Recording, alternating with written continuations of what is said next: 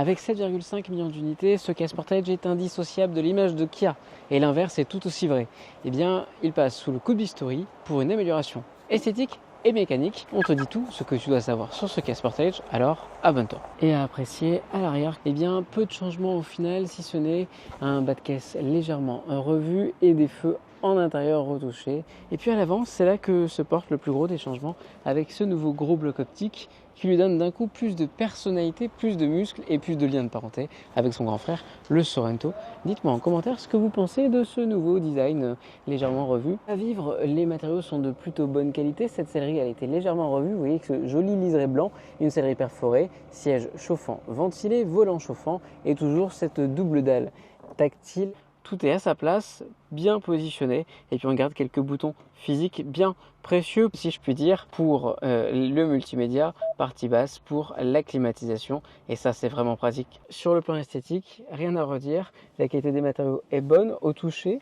On récupère le volant de la Kia EV4 et EV6. On récupère également le sélecteur de vitesse. Et à l'intérieur du Kia Sportage, on a un petit porte-cintre à l'arrière de la tête. C'est bien pensé. Beaucoup d'espace aux jambes, aux épaules. En tout cas, pour l'arrière, c'est vraiment validé.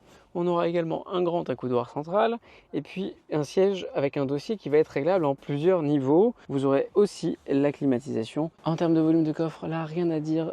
On retrouve toujours notre double fond juste ici et les petites tirettes bien pratiques puisque certains constructeurs ont même tendance désormais à les supprimer. Et finalement, c'est au niveau de sa mécanique que le véhicule va le plus évoluer. Alors, il s'accomplit vraiment comme un véhicule 100% hybride désormais grâce à une batterie améliorée de 1,48 kWh.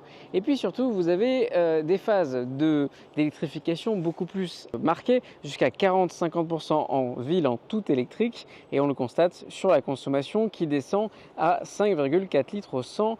On a donc une partie thermique qui était augmentée de 20 chevaux, une partie électrique de 5 chevaux, ce qui porte le tout à 239 chevaux. Et à acheter, Kia n'est pas allé avec le dos de la cuillère. Il se négociera entre 38 000 et 51 000 euros. Alors les tarifs commencent à être sacrément élevés, mais il propose une variante full hybride en 2 ou en 4 roues motrices, évidemment pour lequel il faudra s'acquitter d'un malus pour ce dernier. La note finale de ce Kia Sportage 2026 sera de 13,75.